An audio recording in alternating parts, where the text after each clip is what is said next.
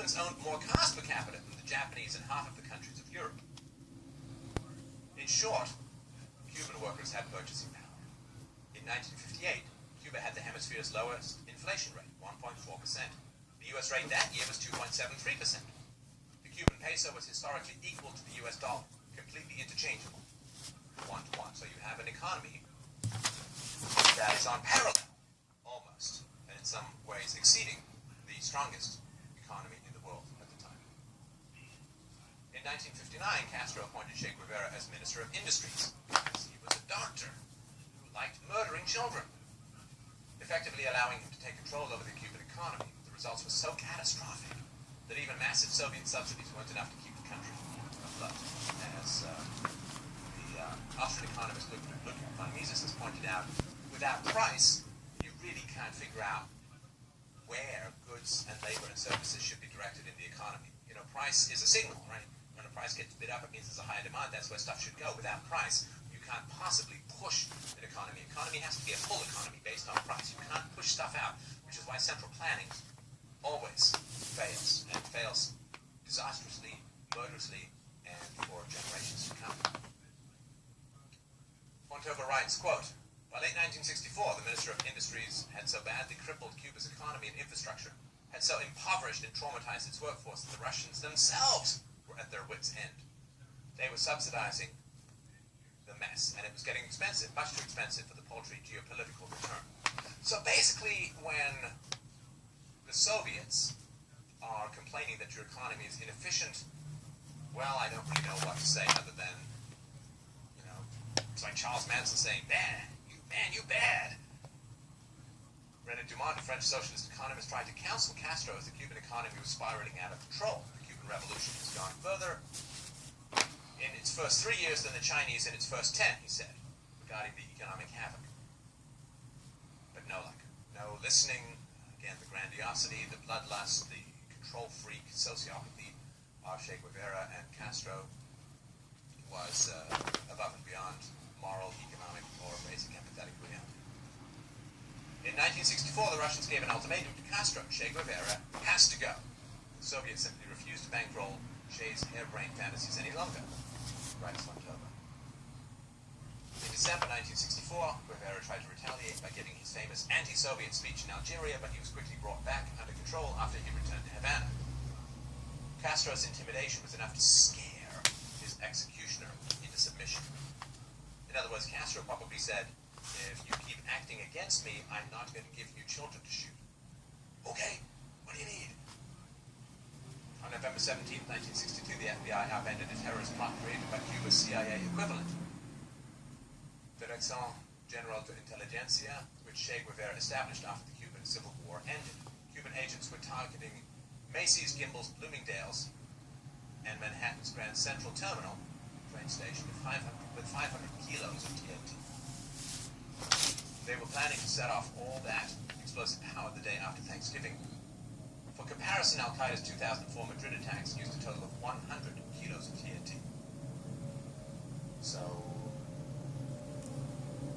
when you see pictures of Che Guevara, a complete terrorist, bombing and destroying innocent millions, far worse than Al-Qaeda, far worse than Osama bin Laden. On February 18th, 1965, the FBI and the NYPD cracked another terrorist plot that Che hatched with the help of the Black Liberation Army. Raymond Wood, a black NYPD cadet, managed to infiltrate the organization and uncover a plot to blow up the Statue of Liberty, the Liberty Bell, and the Washington Monument. If Che's plan was successful, he could have triggered a nuclear war between the United States and the Soviets who backed Cuba. So, kind of a dangerous, deranged, and evil bastard.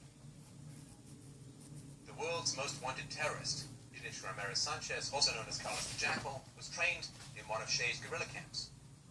In an interview he gave after 9/11, Sanchez claimed, Bin Laden has followed a trail I myself blazed.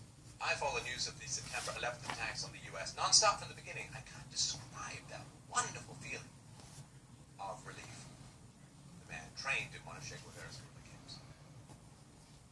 After his disastrous economic policies and the terrorist attacks he plotted against the U.S., Che Guevara fell out of favor with Moscow. Not only did he cost the Soviets a lot of money, but they also feared that his continued aggression towards the U.S. may provoke an all-out nuclear war. Dariel Alassane Ramirez, a former Cuban guerrilla, accused Fidel Castro of siding with the Soviets to eliminate Che Guevara, who Moscow considered, quote, a very dangerous personality for their imperialist strategies. Castro supposedly yielded for reasons of state, given that Cuba's survival depended on the help of Moscow.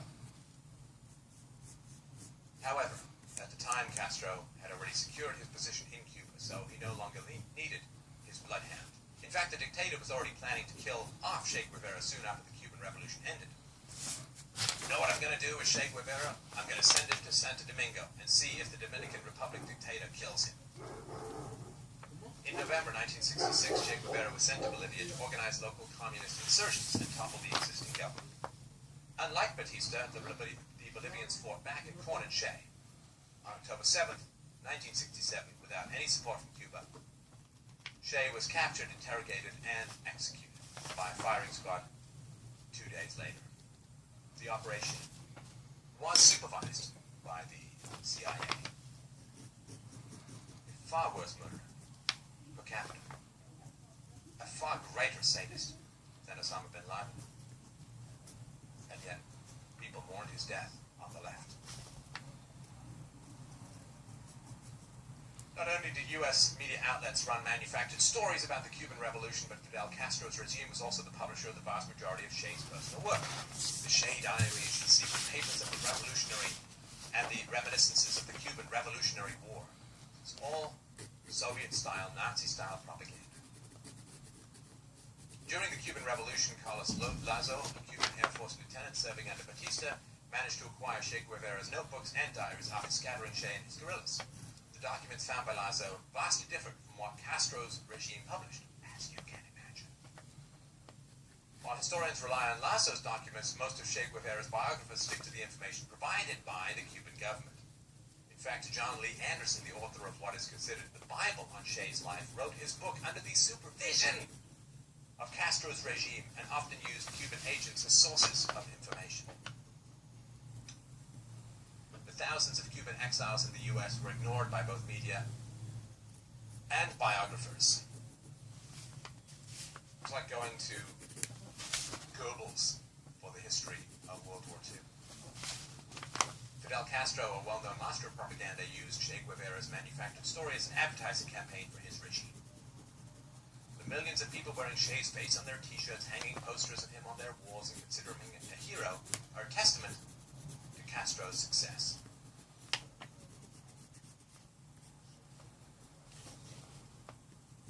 So, the initiation of force, which is the violation of any basic moral system, is foundational to socialism and communism. You cannot understand why the mythology of Che, the charismatic revolutionary hero and advocate and savior of the working class, when he raped and murdered thousands and thousands and thousands of them. You can't understand why these evil doctrines continue if you don't understand that the great battle in the 20th century and into the 21st century is between free and voluntary trade and coercive central planning. Between economic actors trading for mutual benefit without coercion and centralized economic oligarchs using the force of the state to organize and enforce their economic doctrine. Spontaneous self-organization on a voluntary and peaceful basis versus, which is the free market, versus violent, coercive, indebted and destructive central planning from those who hold a monopoly of political, economic, and coercive power. This is the only two battles. This is a big battle that's going on. Now, two aspects of that fell away. Two aspects of central planning fell away. Fascism and National Socialism, or Nazism.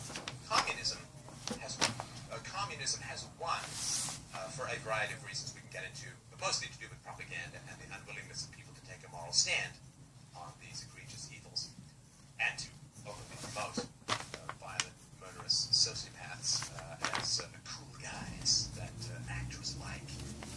But communism has won.